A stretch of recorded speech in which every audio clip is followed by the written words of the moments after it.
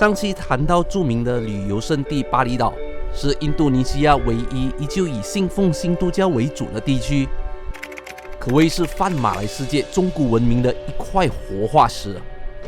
曾经纵横南海的新都教帝国马加巴希，在15世纪被附近的苏丹国直捣黄龙给推翻了，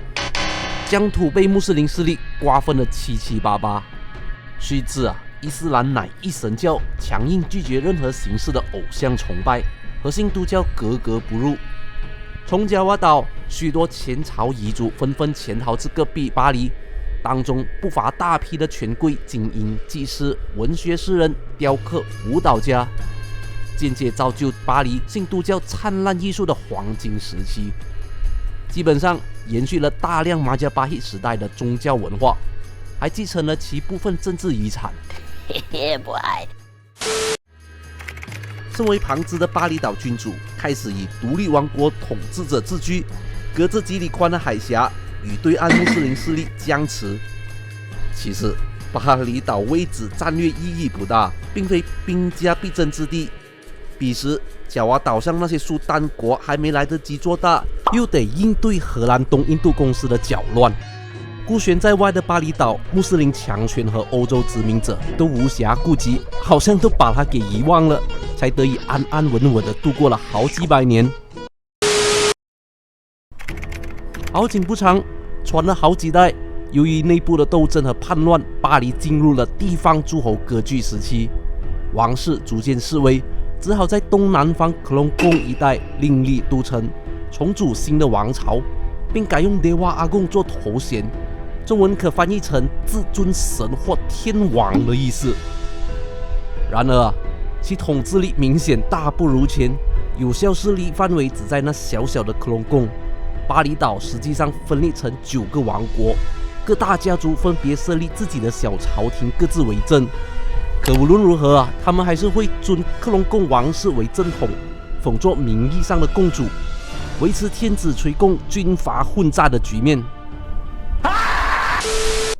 在19世纪，荷兰殖民者凭着坚船利炮，差不多已经把大部分的印尼全岛给收复，对巴黎有了非分之想。岛上一盘散沙的各路诸侯军备落后，完全不是洋鬼子的对手，接连被降维击垮。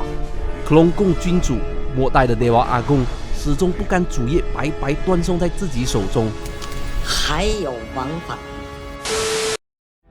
当洋枪洋炮步步逼近的时候，陛下他决定以瀑布弹仪式来做回应，率领着宫中男女老幼整装华丽，走向敌军面前，然后示意祭司拿刀猛力扎穿自己的胸膛。身后众人随之抽出匕首，刺向旁人或选择自刎，顿时血流成河，留下无数具尸体。君臣集体自尽的举动，把荷兰部队给看傻了。不只是克隆贡，好几家诸侯王室皆以瀑布弹方式对抗，此举象征拒绝殖民的屈服，维护了巴黎人最后一丝的尊严，也结束了王公统治的时代。上世纪初，荷兰举旗插遍了印度尼西亚各地，包括巴黎全岛。不过，瀑布弹事件经报道震惊了整个欧洲，迫于舆论压力，荷兰政府只好采取较为温和的统治了。直到今日，作为印尼共和国的一部分，巴黎许多传统文化依然得以完整的保留下来，这是祖宗用生命鲜血换回来的。巴黎人将他们的艺术天分与谦敬之心结合岛上的自然环境，筑建起一座又一座绮丽的庙宇，